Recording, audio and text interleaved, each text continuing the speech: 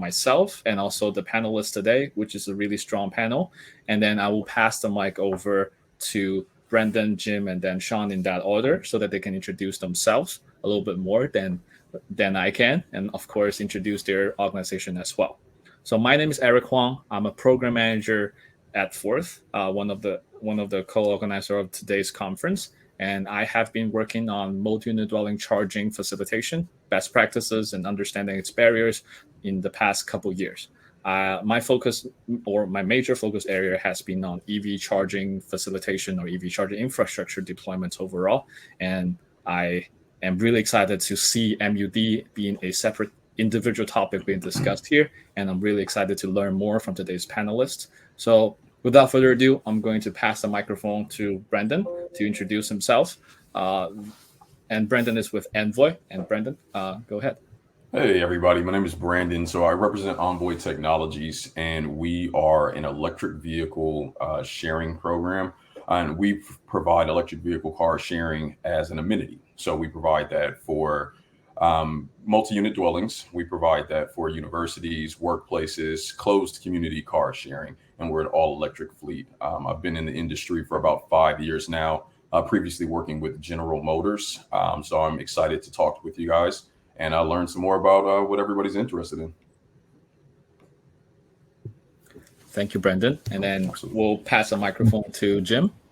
Sure. Yeah. Good afternoon. Thanks for having me. Jim King. I'm the president and CEO of FAHI. We're a membership organization and financial intermediary working in Appalachia and across other persistent poverty regions in the country. Our primary focus is persistent poverty, of which 85% in this country are in rural places, which is our secondary focus.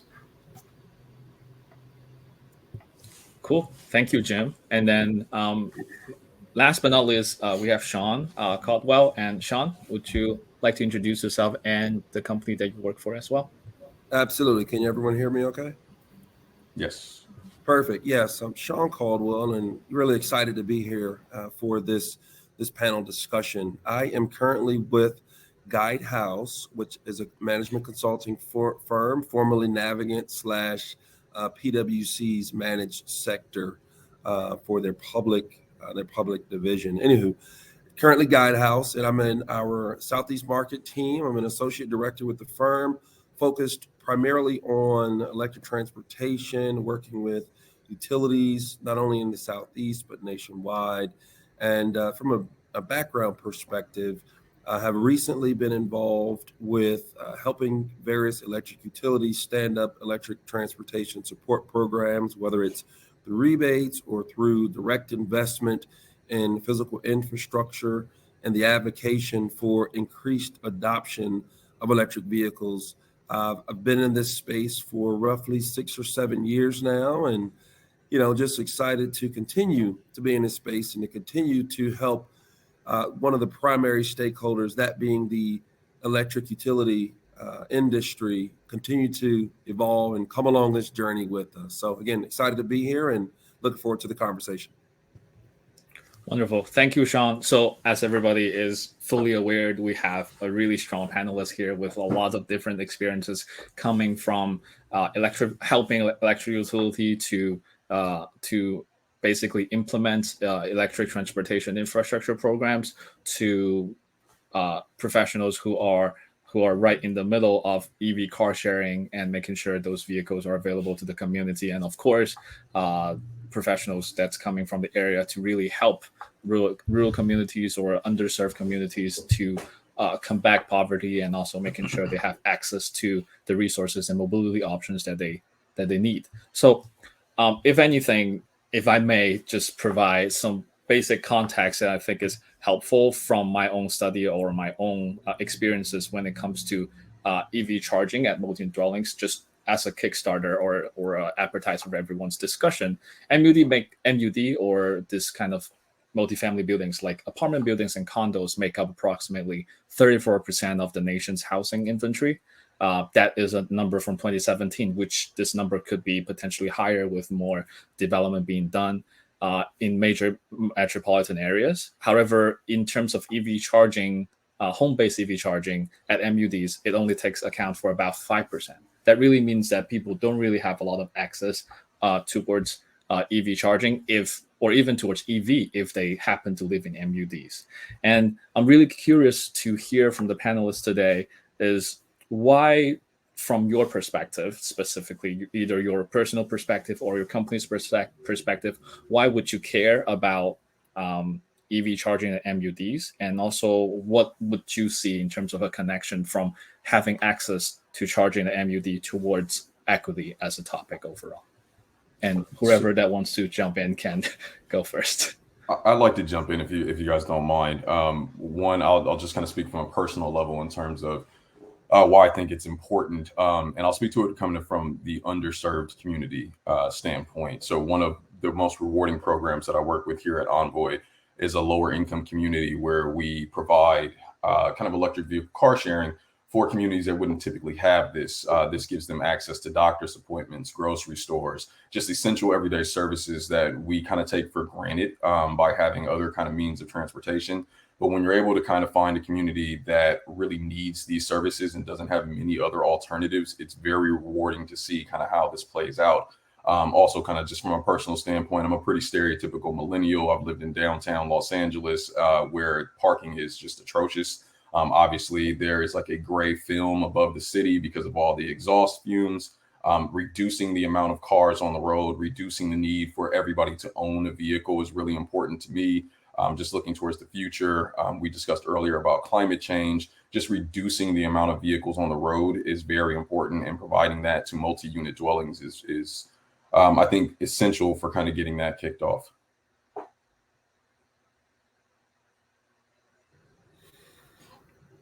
Hey, that good feedback there, Brandon. Jim, you want to jump in? Go ahead. Oh no, you started, but I'm happy to jump in. I'll follow you. That's great. Sounds good. There's always kind of the hokey pokey who's going to speak up first. But and I apologize to our attendees. My camera, I don't know what happened. The system upgrade over the last couple of days. But anywho, Brandon, I'd like to just kind of latch on to that piece in terms of, millennials and access, specifically as this panel is, focused on the MUDs. But when you think of, the ebbs and flows, so the shift of populations from out of the city back into the city and vice versa, where there's a higher concentration and density of homes, residences, condos, apartment buildings, in order for, electric transportation to really, get anchored and kind of be here to stay, obviously you got to have access to chargers. And in the dense populated communities, that oftentimes is less available, right? So kind of cracking concrete and all of the technical things behind, retrofitting some of the existing structures makes it difficult. But having that absolutely increase the access to, that, again, the millennial population, those who now, have means, have interest, maybe more green affinity, a little bit more conscious about kind of where we're going from a climate perspective, but just so happen to live in an area where, it's not sprawling and, it's less access to some of the infrastructure to build out charging and install charging. So, from an equity perspective, MUDs in highly concentrated, densely populated areas is extremely important. And then the other end of the spectrum where, in our communities where, those who are less affluent or sort of at a lower socioeconomic tier that happen to live in apartments just because that's, their lifestyle at that point or by choice, then it is a matter of you still want to make sure there's access across the spectrum. So electric vehicles aren't just catering to kind of those that are highly affluent or at, sort of the upper end of the income or wealth spectrum. So for those kind of reasons, I look at, why MUDs are important. Yeah, definitely agree. Oh, my experience and perspective come from a different part of the country than concentrated urban centers. We're based in Kentucky, as I may have mentioned in my opening remark, and we're also a multifamily developer as well as just single family as well. So our work involves about 8,000 units a year Half of those are multifamily, and our entire target market are lower income households. And as an additional lens, sorry to make it sound clunky, but we do concentrate our work on areas of persistent poverty. When we think of poverty in this country, many people think of more densely populated places, but 85% of persistent poverty in our country is located in what would be considered a rural census tract or a rural county. And 60% of those places are Black, Brown, and Indigenous people. For me, that immediately becomes poverty as a lens for also where we want to address equity. When we think about what we want to introduce and how we want to think about what goes into a unit of housing, particularly multifamily in this case,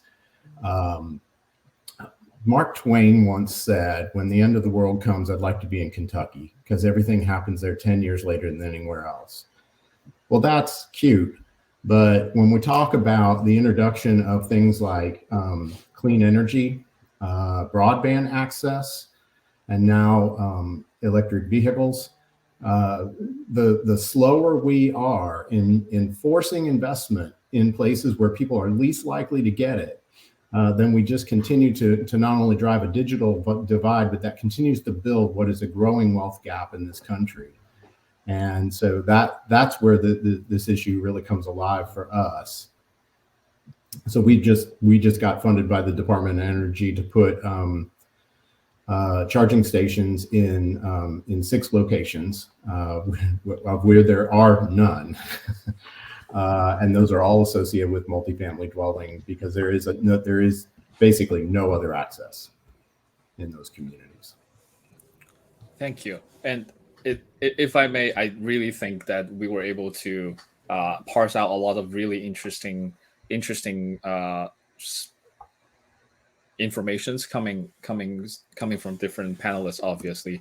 And I realized it sounds like, in terms of the approach that we are about to sort of try to discuss in terms of a best practice of how to facilitate this, I felt that there is going to be sort of a difference between the urban approach versus the rural area approach, because they are fundamentally different when it comes to the composition of the populations and also their needs overall. Urban centers, potentially it's densely populated and needs just maybe some maybe transportation modes that can get them from point A to point B fairly easily, where rural areas, there might be a longer travel involved. And I'm curious about, this is a question for everybody that can feel free to jump in. If we were to build a equitable access towards mobility, considering for MUD residents overall in either rural or urban areas, what will be your preferred choice when it comes to this equitable access? Is it going to be charging infrastructure first, or is it going to be a combination of other mobility options, considering rural or urban? And also feel free to pick one that you prefer to answer. I think Sean's going to have a lot to say on this, but I like to say that my thought would be that the infrastructure needs to develop first.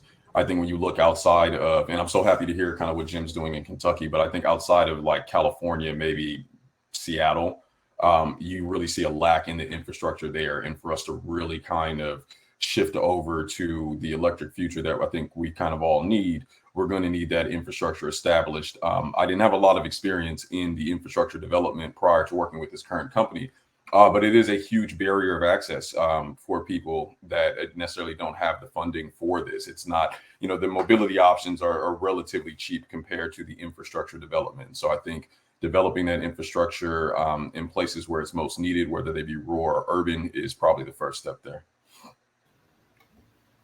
I'd like to sort of hop in here because Sean's the expert and I don't want to have to follow him on that, but I would totally agree. I would totally agree with that, Brandon. And not just because that is sort of my more my field to think about the brick and mortar, if you will. But we, as an example, and I don't know that rural and urban are so different, other than the economics and the change that population density changes what feels financially feasible. And we can come back to that around advocacy and some other things about sort of political will, if we're going to go there. I hope we will. But I do think you have to have the infrastructure in place, or there's no reason for people to adapt, or it will be impossible for them to. In some markets where not enough gets built, we're still well behind on broadband right now. There are funders I cannot access in a national competition because we just don't even have the broadband speed to like compete, and that is an infrastructure failure. Sean. Well, yeah. So I'll chime in here. It's the proverbial, the chicken or the egg, right? I think that if I were to look back, call it 7 years ago, when working with one of the utilities in the Southeast, and was like, oh yeah, let's think about how many vehicles are being projected. And of course, every forward-looking projection generally has a hockey stick trajectory. Like, as soon as this thing hits, it'll be 1 million vehicles sold tomorrow. And, you got to have infrastructure in place. And then the reality kind of hits that, yeah, I mean, that's still, a pretty capital intensive investment when you move beyond, residential or kind of workplace level 2 charging to think about DC fast at, the 50 kW and above, and to, bus and kind of medium and heavy duty vehicle. You won't find a lot of takers that'll say, let me just throw out a whole bunch of chargers without a bit of a clear line of sight on the actual vehicles that are going to take advantage of those chargers, except for folks like Tesla committing to build, a nationwide network. You think about how Electrify America and, Porsche and a couple of Rivian nowadays. But I think that you really got to have a bit of a hybrid approach. At the end of the day, you're going to have infrastructure, right? And I think that kind of goes without saying. I think there's some policy components to it. Like, I know I live in Atlanta. The city of Atlanta had passed an ordinance for like new building structure. I know in several parts of California, there's similar, again, regulation that, maybe not legislation, not regulation, but legislation was passed where, cities had to have a certain percentage of new builds with, electric vehicle stubbed up or fully built out capabilities. While at the same time, you still have to push for the vehicles to obviously be manufactured and make it to the various markets so that, you don't have such a big chasm that exists between these electric charging infrastructure that's been installed and actual vehicles are there and available for customers to buy, right, to actually take advantage of. So I would say, in terms of the multiple modes of transportation versus charger debate, I would say, or charging infrastructure debate, you really have to have both, right? You got to push the front where you're getting infrastructure teed up. You're getting folks on board from a regulatory and a policy perspective who see the vision, who kind of see and buy into the future. You also, got to, continue to be in the ear of manufacturers. We used to call it sort of the coalition of the willing, when you think about all the stakeholders around the table that need to be involved in a conversation and involved in the building out the marketplace. So anyway, I go back to say it's a bit of a hybrid approach where there are going to be certain territories or certain regions where one is more of a priority than the other, and then kind of vice versa. But if you're pushing infrastructure without a significant emphasis on the vehicles and the policy and the regulatory landscape, you may end up in a position where I think some of us who were around and can remember, under the Obama administration, a lot of infrastructure was put out there that turned into monuments, right? Unused charging, what is it, eco-tality, blink, those things at the very beginning of sort of the push. A lot of that stuff went unused, but again, it should be a hybrid approach. So, if anything, I think I heard some really good points again. So, number one, focus on infrastructure, because it is going to be the enabling factor that allows people to buy their EVs and be able to bring them home. Because normally you wouldn't buy the laptop that you have here if you cannot, charge your laptop and use it at home either. Similar situation here. And I've been also hearing the chicken and egg, or sometimes people will also say a hot dog and a bun analogy, where which one comes first, and all that. I really think the hot dog and the bun is a better analogy, because we need both, just like what Sean has mentioned, right? We need both. We need policies on both ends, both the infrastructure push end and also the vehicle availability and or affordability end, to really make this happen and really make this work. So um, I'm also curious about the panelists' thoughts when it comes to the infrastructure. Let's focus on the infrastructure a little bit more, since we talk about MUDs, right? Um, for the infrastructure push, I'm curious about in terms of incentive programs or incentive structures or policies that you think will be helpful. Which one have you seen is one that you would like to be, nationwide, implemented everywhere? That is your sort of like the magic wand moment for you. Which one would you pick and why? So I'll play hokey pokey and jump out first. I think, and I didn't mention, I've worked on the manufacturer side to kind of a bit of a BD role, kind of central states here in the country, working with a lot of utilities, but from the manufacturer's perspective.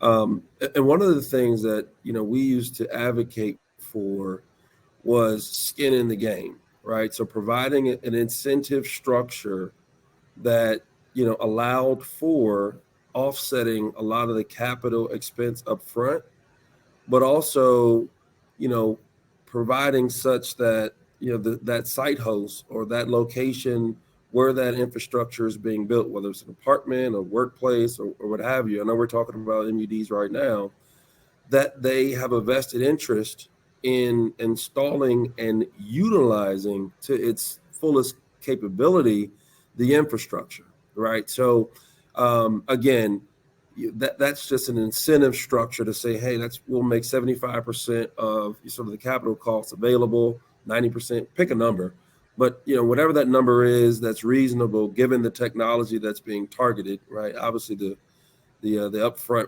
cost of a DC fast charger is a lot more than an L2, so it's harder to cover a bigger gap on the former as opposed to the latter.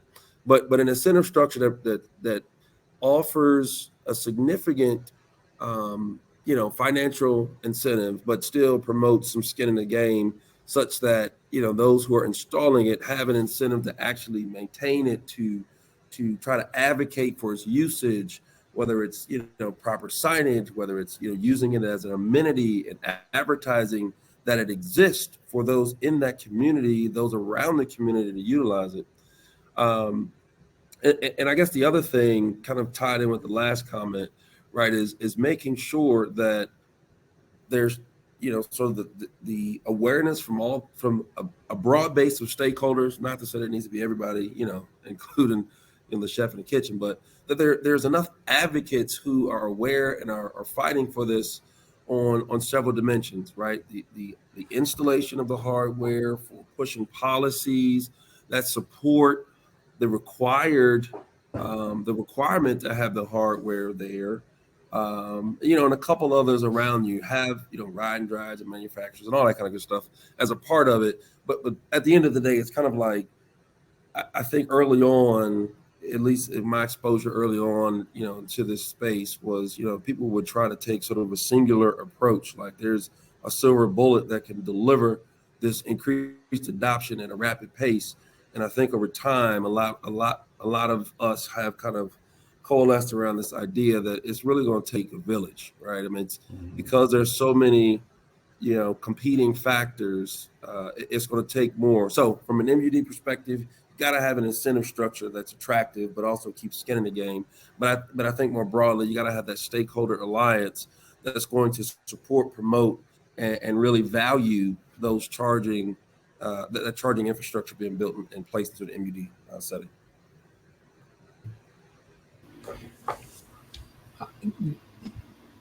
So when I think about this from the affordable housing side of multifamily, a lot of the funds that developers use are competitive, and so I think hardwiring in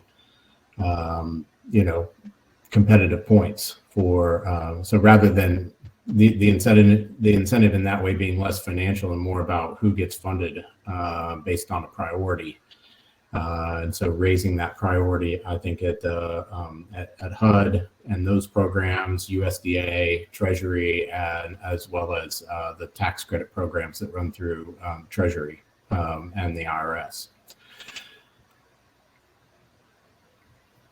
Thank you, Jim. That is a really, really good point that I've heard before from a friend, from a colleague who is working in the energy efficiency funding or energy efficiency grant. They're trying to incorporate EV readiness into their giant energy efficiency retrofit grants, so that those who are or score based applications will get extra points for EV infrastructures. But I think that is a really cool idea that everybody here should, if you work in that area, I think that's a really good policy to go for. Brendan. Honestly, I think between Sean and Jim, they kind of touched on the points that I would like to reach there, and I'll defer to them on those 2 points. But yeah, thank you, gentlemen. I actually learned a couple of things there myself. Cool. And I guess just to summarize the points tiny bit for Sean, and please feel free to correct me if I didn't summarize your points correctly. From Sean's perspective, what would be good is to structure the incentive program to obviously help with the initial capital costs of this kind of infrastructure, because it tend to be high due to early adoption phase, lower utilization, and things like that. But also make sure those who are being funded really have a skin in the game to really improve or really to promote the utilization of this infrastructure, so they does not become kind of drifted away or sunk investment that does not yield any tangible benefits. And in order to do that, awareness building is really important. And then from Jim, mentioned that empowering EV infrastructure in the overall competitive process of grants awarding would be a good idea, because it brings awareness and obviously empowers EV infrastructure to be a more attractive thing to have. So we talked about infrastructure, and just to carry on this question a little bit more, pulling from some of the questions from the Q&A session. So someone from the crowd, Linda, mentioned that given the high cost of retrofitting multifamily units, for charging would be really high, which is something that I can attest towards. It's really expensive to do retrofitting. It's important to stop building new buildings, or stop the new buildings to be built without this kind of EV infrastructure.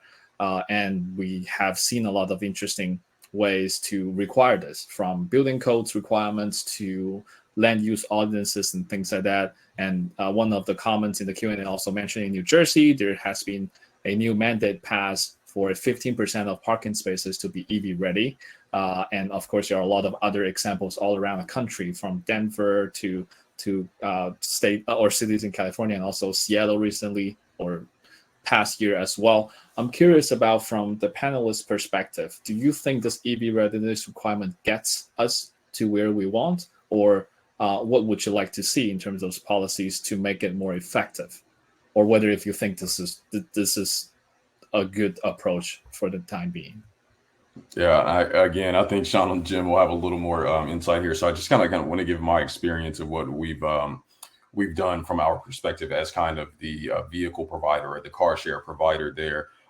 When we talked about skin in the game, you need to have advocates similar to like Envoy or different companies that really have a vested interest in developing these, to kind of advocate for these programs. One of the programs that we deal with here in California subsidizes these retrofits for different programs. You apply for them, and a lot of times the dwellings themselves might not know what to do. They might not know how to apply for these programs. So having an advocate like a car share provider or a vehicle provider, scooter provider, whatever it is, to kind of advocate for those programs, I think is really big. Now, do I think that those programs are where they need to be? No, not yet. But I have seen great development in them. Obviously, we've talked about kind of what Jim is doing in Kentucky and expanding those outside of just the traditional urban areas.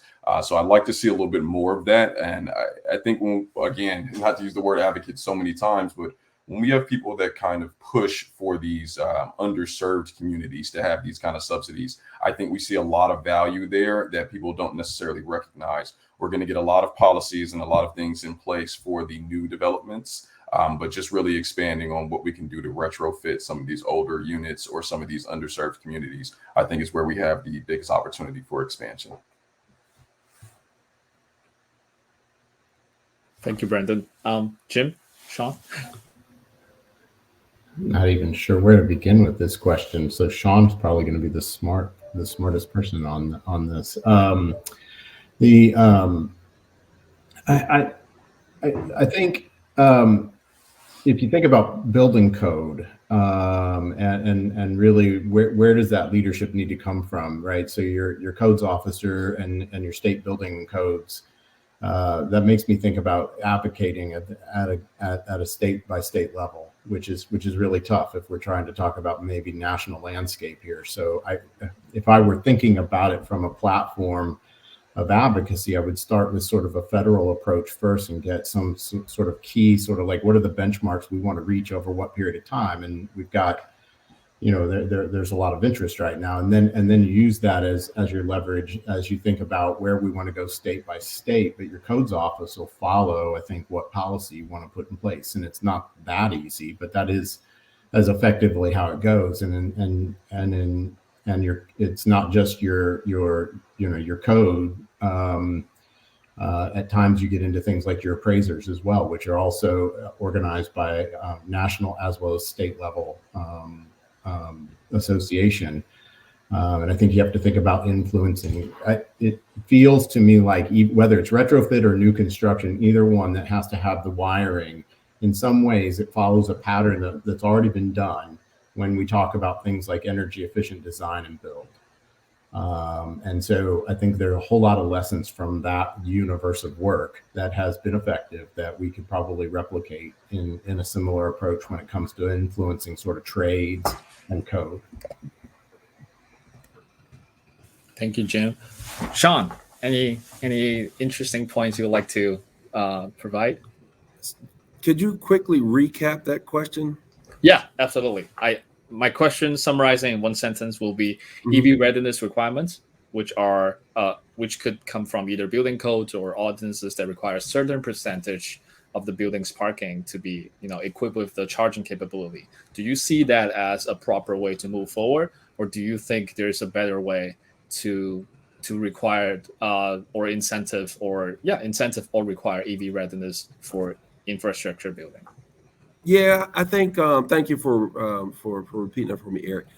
I think that when you think about at a macro level, right? Starting new markets. How do they typically happen? There's some type of stick/carrot, right? And it's out there, and it's influencing the market enough to where the market will kind of stand up on its own 2 feet.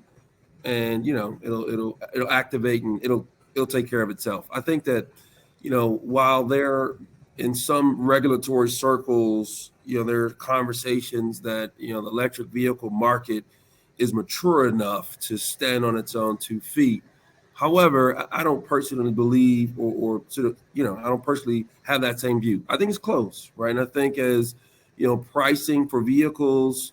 I'm taking a little bit of a circuitous path, so let me chop it down a little bit. But I think as pricing for vehicles and the technology that goes in those vehicles kind of come down, and maybe there's a little bit more sort of a synergies between the technologies for charging those vehicles, whether it's kind of moving towards a single standard across the board or what have you, or at least more robust availability and more robust access to the wide spectrum of technologies. I think that the market still has some maturing to go, right? And because of that, there needs to be policy and sort of legislative requirement for both new build and retrofits, in my opinion, right? Obviously, those builders certain builders may say, that's a cost, unnecessary cost, but at the end of the day, that'll be a cost that's passed through anyways. But I absolutely believe that having that on the books and in place will continue to help the market mature and grow to a point where, and we've seen it in some of the clients that we work with, we've seen it where it is being touted as an amenity, a differentiator, whereby you don't even have to require it, but that's not across the board, right? And that's certain use cases and sort of customer types, customer from a utility perspective, look at it as an amenity, a way to attract and retain, customers to their particular establishment. But again, I think that, you definitely have to have it on the books, at least for another 3 to 5 years as momentum continues to build and vehicles are made more widely available.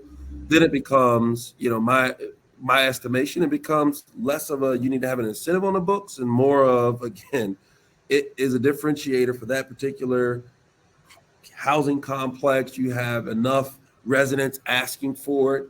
And ultimately, the equation should flip where it becomes an asset that's valued enough where people are willing to pay for it, pay a premium.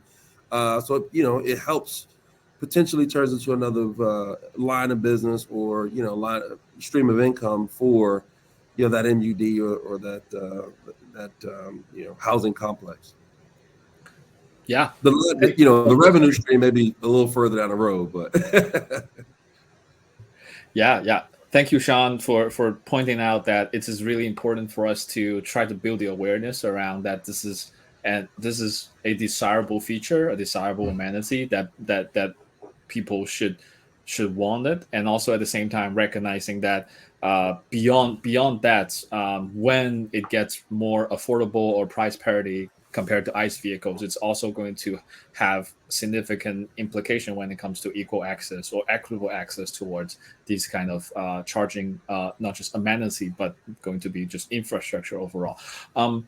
Brendan, one question from the crowd that I think would attract your attention, which is, who are the strongest advocates right now for getting EV car sharing into MUDs? And I can also expand this question towards the other two panelists as well, is from your perspective, or in your experience, if there's any, who might be the advocate for EV car sharing as well? Absolutely. I think you'll find a lot of early adopters, right? People that are just into technology, people that live in these buildings that want this amenity for themselves, that want to go without a second car or a car at all. So I think those people I found have been really strong advocates for different programs. Now, they might not always be in positions of power to kind of make these decisions, but those I think are some of our strongest advocates to really get the word out. I think one of the largest barriers here is just education.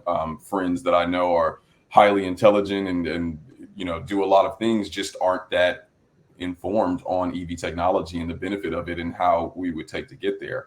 Now, from the other perspective, like we deal with a program here in California called LACI, the Los Angeles Clean Energy Incubator.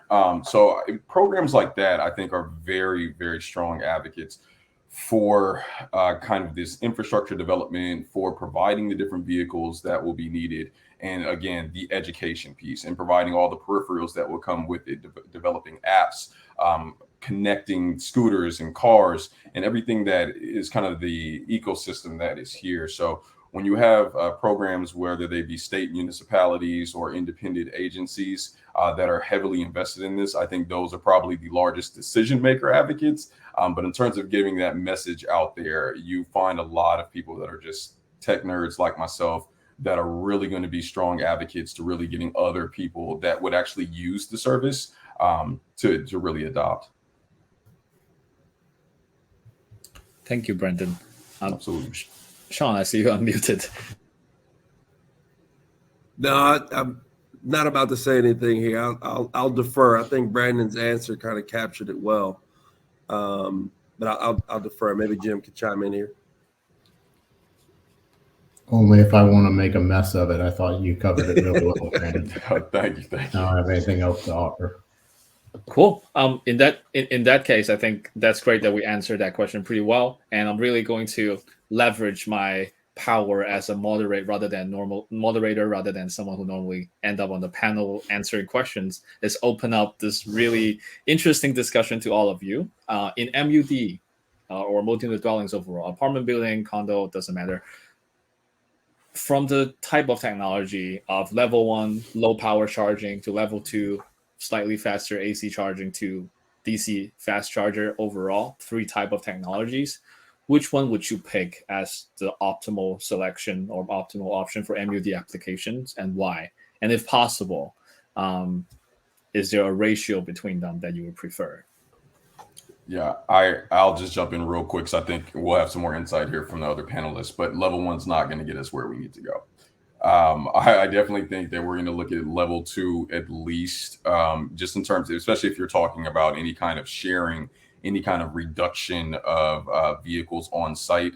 The need to charge quickly is a huge thing. Now, when we're talking about personal individual use, if you're talking about a multi-unit dwelling and you have infrastructure for people to use individually, I still think level 1 is going to be a little bit slow, but hey, it's better than nothing. I know kind of the barrier to entry to get level 3 chargers is going to be a lot. So I think really our focus would probably be on those level 2 chargers, and getting those out to the people that need them and kind of informing them on the time.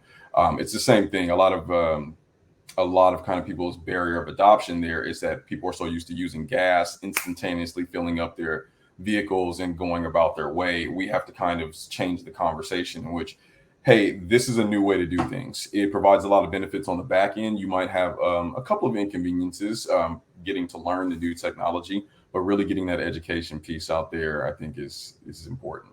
But I'll let our other panelists kind of talk on more of the technical aspects of there. Hey, Brandon, that's a good point. Where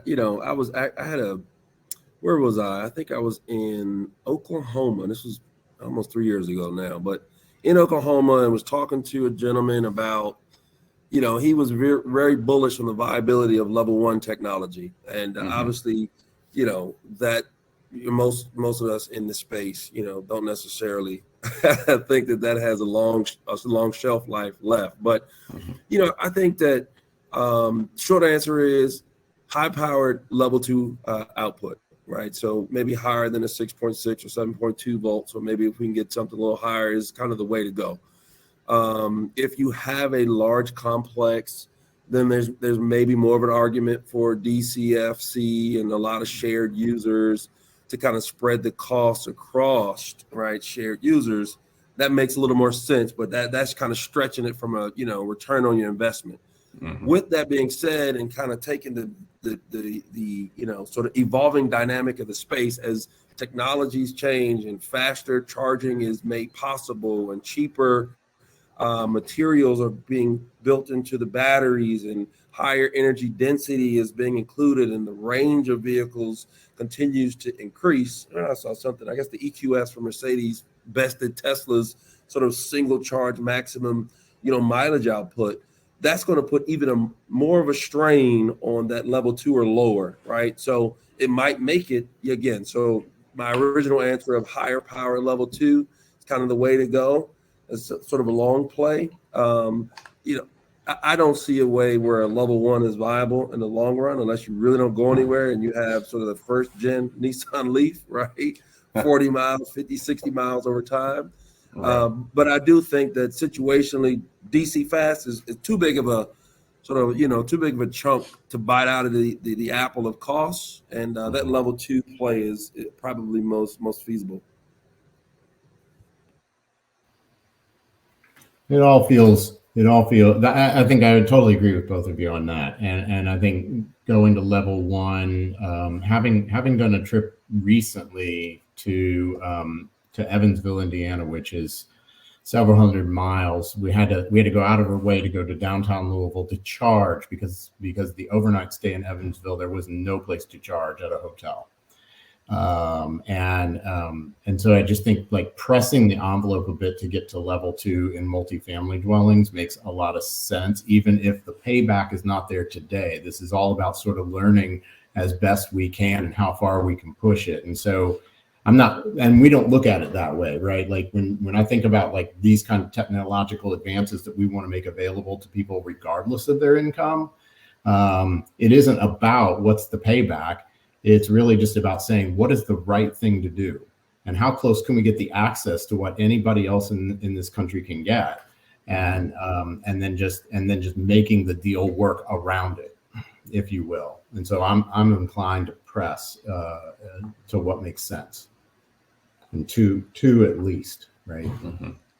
I agree with Jim's practicality. What makes sense or what fits the needs of those users would be the most important factor. And also in terms of level 1, 2, 3, to be honest, this is really, there's no perfect answer towards this because every situation, every building is different, and there's really no silver bullet. But level 2 being the minimum capability that it brings, combined with other technologies such as power sharing, such as load management, to interact with utility, interact with the grid overall. I think that is going to be probably the what I consider to be the optimal solution, because it's flexible. It allows people to recharge quickly when they need it. But of course, with level 2 and smart technology, it could also dwindle it down to react to any kind of grid activity or grid needs as well, so that utility could be benefited from it, hence passing down hopefully those savings towards the ratepayer as well.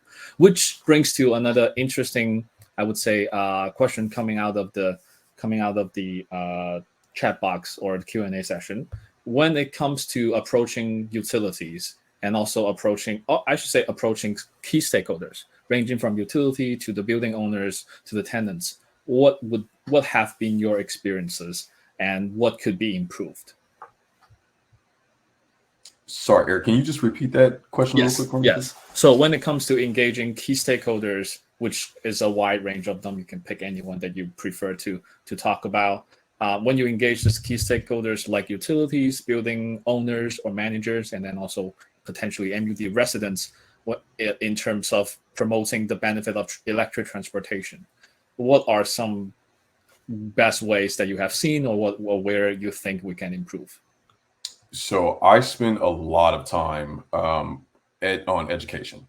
And just because you'll have a lot of people, regardless of the multi-unit dwelling, you probably see it more prevalent in underserved communities, but a lot of people have range anxiety. A lot of people don't understand generally that a electric car works the same way as a ICE vehicle, in the sense that it drives and reverses and brakes and et cetera, like that. So I think the education piece is huge. Educating residents, potential users of these vehicles and the infrastructure, I think that's huge. And I don't just mean, hey, this is here and available for you, but a lot of people have questions about how the charging. I even see things in the chat right now where people have differing views on kind of how a level 1 charger will work. So just having that education piece there, having resources for people to go and answer those questions on their own, whether it's just an app like a PlugShare app, which gives me a lot of information, even as somebody in the industry, I think is a huge piece. And again, I think we've talked about it a lot, just showing that value to these stakeholders. So showing what is the return on my investment here. But yeah, I'll let our other panelists speak a little bit more on that. I might turn my attention to that. All makes a ton of sense, Brandon. I totally agree. And I think about other stakeholders tend to be like, who's going to finance this property? And why are you spending money on this? And, like, why would this matter? My financiers are going to be banks and government programs for the most part. And I have to sell it all the way up and down the chain. And I find, same. It's the same playbook, though. It's about educating and being consistent with that message, and making sure that we're delivering it now, before we have to have all these things in place. This is when we have to sell it.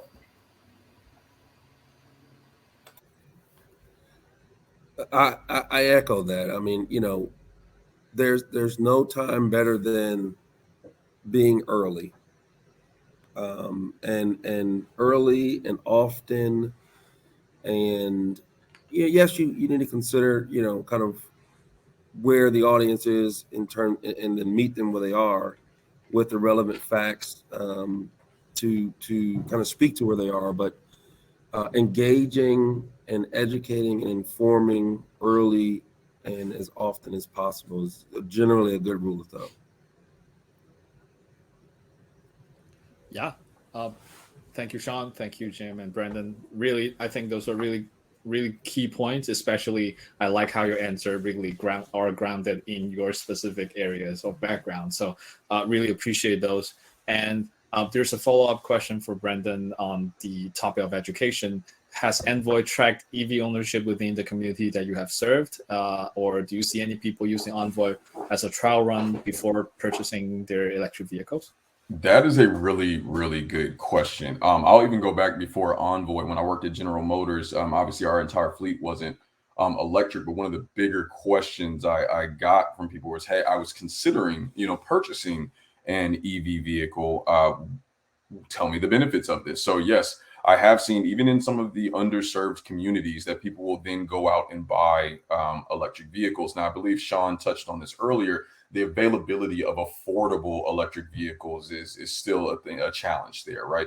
So even after the pandemic, the used car market is skyrocketed. Even a used Tesla, I think, cost about more than it did when it was new.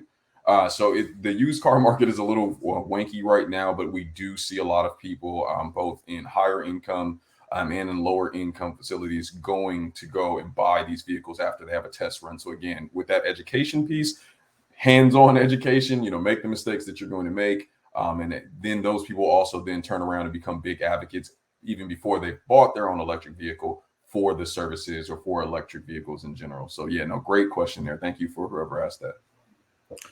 Yep. So recognizing that we have about 5 minutes left, I'm really trying to time as well. So I'm opening this question to all three panelists here, which is a little bit more open-ended. Well, and the question is, what are the one or two big picture item, which is another, magic wand moment that may move the needle to accelerate EV adoption amounts, large or small MUD buildings? Please feel free to ground it in your own experience and your own perspective as well. But feel free to name one or two big picture items that you think would move the needle and really push people towards adoption of EV at MUDs. I'll just go back really quick to my last point about the availability of affordable vehicles.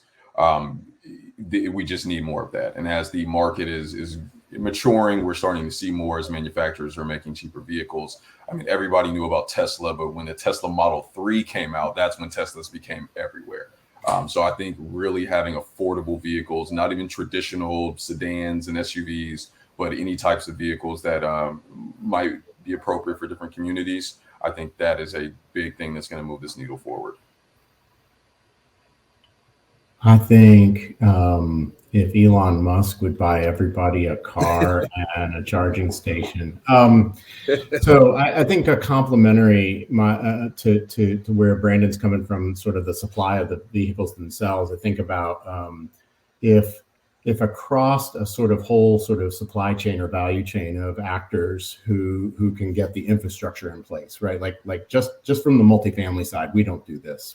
Part of a project we're on is with a multitude of partners, and we're just one of the partners. We didn't even write the application, right? Like, so I got coerced, if you will, or invited in to something that wasn't on our radar very strong, and so I'm super grateful. But I think we need to think about, like, it's coming. The next decade is going to go by really quick, and particularly when we think about the economic mobility implications of communities and people being ready to participate in the way our world is going to work. I think it's going to take a multitude of actors. And so really, if there was sort of like a common goal and we were all working from our various standpoints to pull that off, that to me would be the game changer. And I guess round out with, something that's maybe not as tangible for each one of us in our sort of day-to-day activities, but I'm kind of Brandon's point earlier about being a nerd. Or being nerdy, right? Not to mean to call you a nerd, Brandon. No worries. I think it's the advancement of technology and the money being pumped into it from, an infrastructure bill, that's kind of that's still TBD, but the technology to bring forward the longer range, the faster charging, the higher powered maybe it doesn't even have to be higher power. Like, we don't have to have, a megawatt charging installation to charge something, really, really quickly. But it's all the technology involved. So anyway, again, it's a little less tangible in the near term, except for those at, some of our esteemed research labs. But I just encourage, right, the market to continue to push the envelope. We're a nation that, I mean, we've brought forward some of the most incredible technological advances, and it just kind of bewilders me sometimes that, from a customer or user experience, like, I shouldn't be waiting 45 minutes to charge up a Model S. But I can go to the gas station in my, my big old SUV and spend 5 minutes filling up a 25-gallon tank, So the sooner we can make the experience parallel and compatible from, ICE to EV, the better. Cool.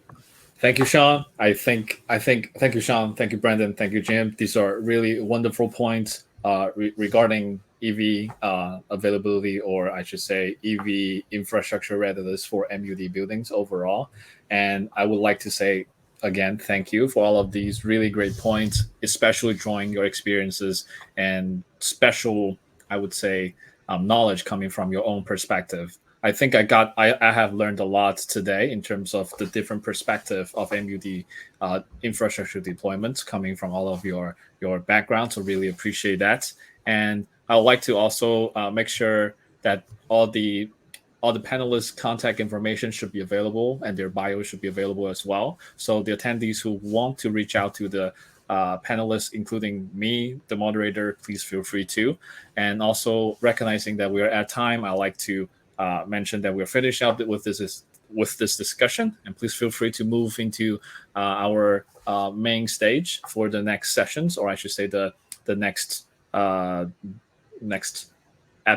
events of the conference. You can access the other one-on-one random networking features and everything as well. So thank you very much for joining us. Thanks again for all the great panelists for their great discussion, and thank you all, and have a wonderful early Thanksgiving as well.